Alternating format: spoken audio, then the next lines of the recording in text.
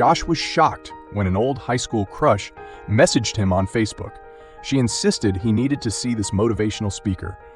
She wouldn't take no for an answer. She even offered to drive him. Do people even still go to motivational speeches? Rather than fight it, he went along with it. Maybe he could see her again after the speech. She dropped him off at a downtown hotel, and he found his way to an exhibition hall. There were 200 chairs set up in front of a stage, and nearly all of them were full. He found a seat and the speaker entered. He was in a bright red suit and clearly bald under a stained fedora. Look at this sorry bunch. He scanned the crowd. You, he pointed at an obese woman in the front row. You probably want to lose weight, don't you?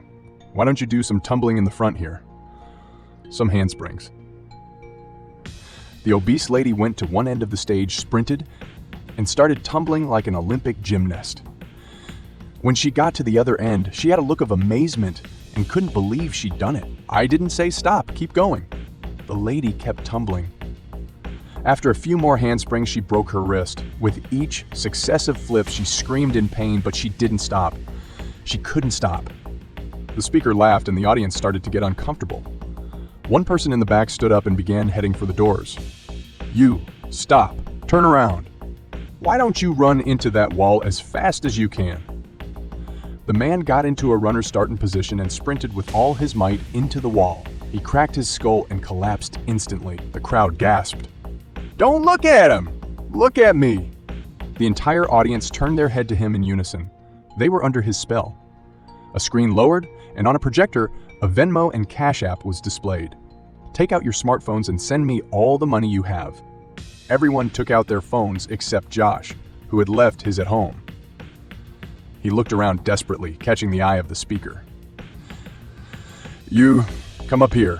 Where's your phone? I left it at home. What a shame. Then he whispered, I want you to hold your breath until you give me all the money in your bank account. Josh tried to take a deep breath, but he couldn't. He thought quickly. There must be an ATM in the hotel lobby. He bolted for the doors. Once you've sent the money, text one loser you know that they need to come see me. Don't take no for an answer. Once out the doors, Josh spotted an ATM. His body was screaming for oxygen. His mouth was wide, but he couldn't breathe. His diaphragm was paralyzed. His vision was getting fuzzy. He pulled out his bank card, then he saw the sign. Out of order.